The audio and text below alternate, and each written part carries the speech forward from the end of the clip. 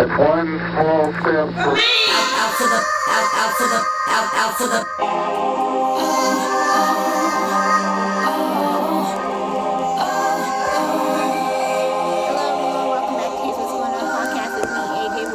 Into the ABCs, and we're reading from the book The Injustice of Place by Catherine J. Eden, H. Luke Schaefer, Timothy J. Nelson, and we're almost done with this book, actually. It's a pretty good read. It's a nonfiction book. It talks about basically poverty and the relationship amongst poverty and places like rural areas or minority areas and such. But we're starting here in Healing America's Internal Colonies. On Buffalo County's northeastern boundary sits Han County, ranking 31st most advantaged on our index. Han County has ample acreage suitable for farming, which was also true of some areas of Buffalo County until the U.S. Army Corps of Engineers dammed the Missouri River at Fort Thompson in 1964, creating an 80-mile-long reservoir that drowned the fertile bottomland. Stories like this on native lands abound and must be reckoned with, though they are not the ones featured in this book. With important caveats about the most advantaged places in mind, the key lesson we have taken from our exploration of those places is that people seem to thrive, maybe not in wealth, but in health and life chances, when inequity is low, when land ownership is widespread, when social connection is high, when corruption of the kind seen in Central Appalachia is virtually unknown, and when violence is rare. The social leveling is characteristic of communities in the upper Midwest, a place where every child is above average, as radio personality Garrison Kelly-Lore famously put it. Is more than just a quaint cultural feature. It is the engine that drives the social and economic process from which its citizens derive benefits. And I'm in the, like I said, I'm almost finished with this book, so I'm in the latter parts of the book, but in the book, in the beginning, the middle, and such, it talks about specific areas such as Appalachia, Greenwood, Missouri, which is the place where Emmett Till was killed, and, Mississippi as well, southern Texas, and Crystal, I think it's called Crystal Views or whatever, and also in areas in California as well. But right now we're talking about the Midwest areas, other places that have like high advantage rates of their people, and how it's not necessarily about money as much as it is about equality and people being treated well or equally. And it also talks about the fact of, in the Midwest area, most of those people or places are predominantly white. And unfortunately, I wish like reading this book I read it slowly. Like, it's taken me a while because I want to make sure I'm fully understanding, thinking, and reflecting upon what I'm reading and not just powering through it. And that comes from me forming a better relationship with reading versus how I was indoctrinated into reading at school, where they kind of force you to read fast to take a test, and it's so structured and it's not enjoyable.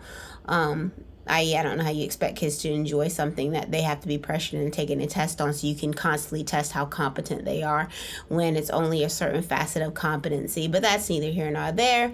But in this book, The Injustice of Place, it's very, it's not sobering. And it is sad, because basically what I believe to be true is true. Unfortunately,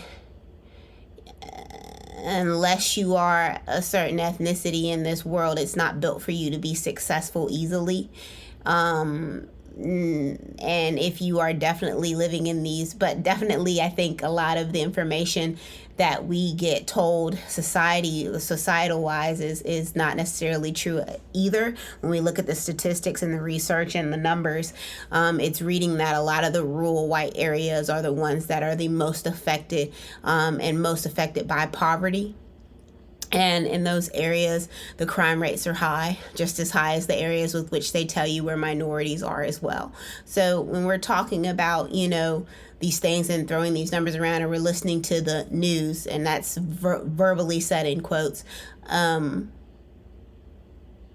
your research too. I think it's important. I think, again, I cannot state this enough. Having and being able to have access to a library to learn on my own and gain understanding and reflect on things and discuss things, because I like to discuss this with my oldest sibling, and talk to them about what I'm reading. And I really talk to them a lot about this book, and one thing I really want to discuss with them is something called air property, about how I think it was Mississippi, in the Greenwood, Mississippi, in this book, or no, South Carolina. It was near PD, South Carolina, where they talked about air property, about how Hurricane Matthews and Hurricane Florence hit South Carolina so badly, and there was a man who had to get a pacemaker because he had to move back into his old house, but it had mold in it from the flooding, and he couldn't afford to get his house put on risers, because in order to get the insurance money for the house and get assistance from the flood issue, he would have to show that he had the deed to the house. But he got the house through the fact of his dad dying. He, however, continued to pay the property tax on the house, but now they want him to show proof of the deed, proof of this. Man can barely read and write. He can barely get in and out of the house because he's sick, and he just got a pacemaker, and he's elderly, and just trying to get assistance to those type of people and those age groups of people, it's very difficult, and they make it so hard for you.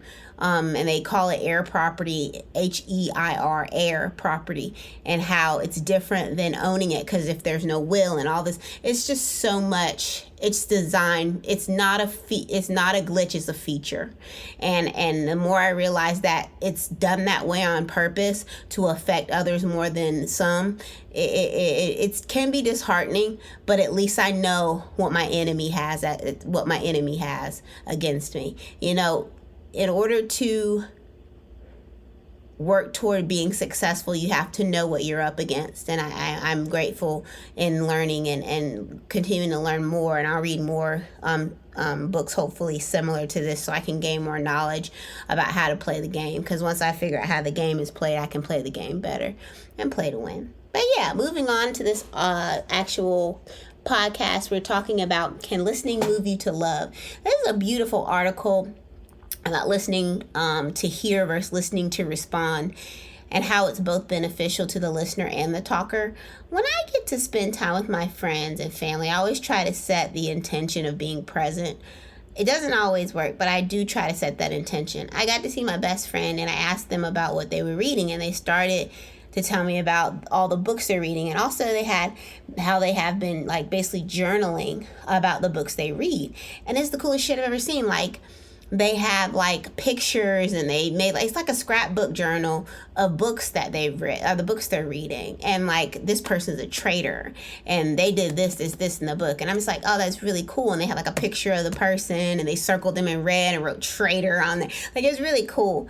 But I thoroughly enjoy listening, about books, listening to them talk about the books that I've never thought about reading, or learning, about the authors and whatnot. But I have to be a good listener in order to do so. And in listening to people, I think there's more than being an active listener and a passive listener. In the article, Can Listening Move You to Love, by Guy Itchkoff,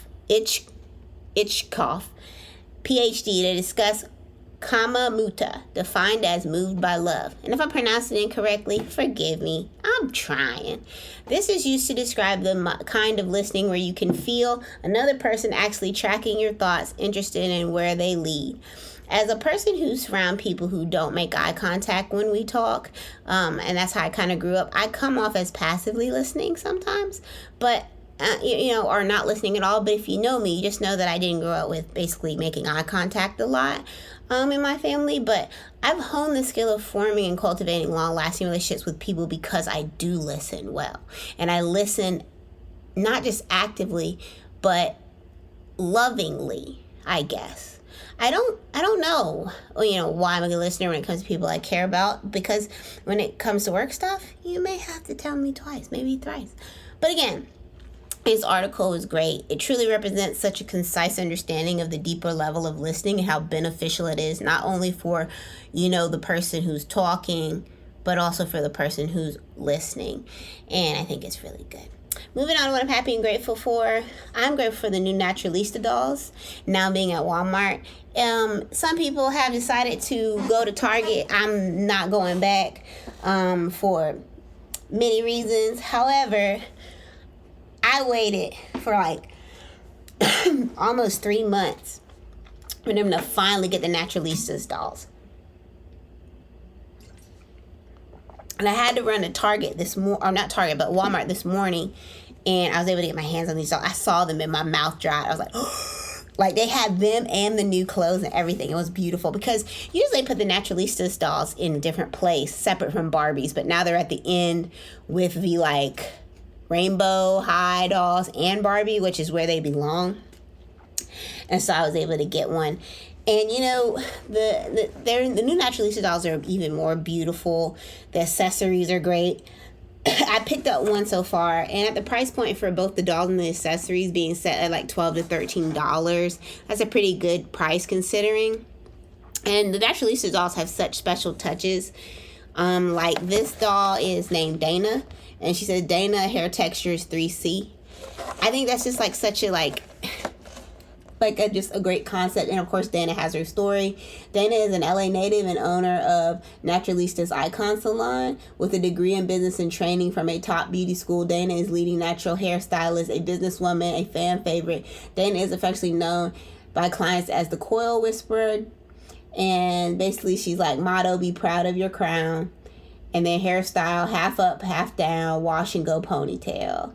And I think like those are the touches that this was created by Dee Wright Ward.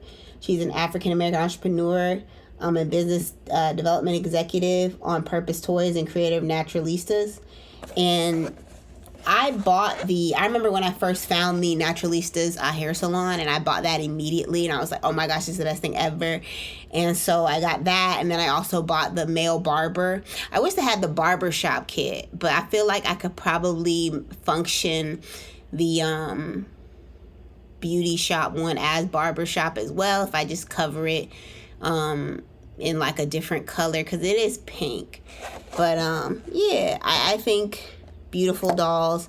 They definitely up there. They have full articulation, which means they can move their wrists, they can move at their elbow, they move at the knees now. I don't know if she moves at her ankles though. I have to see if she has full articulation at the ankles. But you know, just beautiful, thoughtful. The fact that they talk about what level of hair she has, which is 3C, it's phenomenal. The quote: "The bravest thing I ever did was rebuilding when I did not even want to live." And that's by John Polo. There's too many days to count where I had to be brave in reference to this quote. I had to go to therapy to gain tools to work with the rebuilding of my thought process from I wish this was over to, well, since I'm here, might as well test my free will. And, you know, in the rebuilding, I'm finding out who I am and more. And that's nice. And I think that also my curiosity, and I probably said this before, the fact of me being so curious is to want to see, well, I know it's this way right now, and it may not be the best right now, but I wonder if what will happen in the next couple weeks here and if it will change. And I think I've lived through enough of those, seeing it change and asking myself that question and then seeing it change, you know, to be like, okay, well, maybe, you know, let's see if it'll change. And keep asking myself that question and waiting and continuing on. But before I go, be sure to check out the show notes. Also, check out my books on Amazon titled Poems to Cry to in the Dark and Love Letters Never Sent to Myself, and leave a 5-star rating. Other than that, I don't have anything else. I'm glad you're still here, and I hope you have the day you deserve. Bye!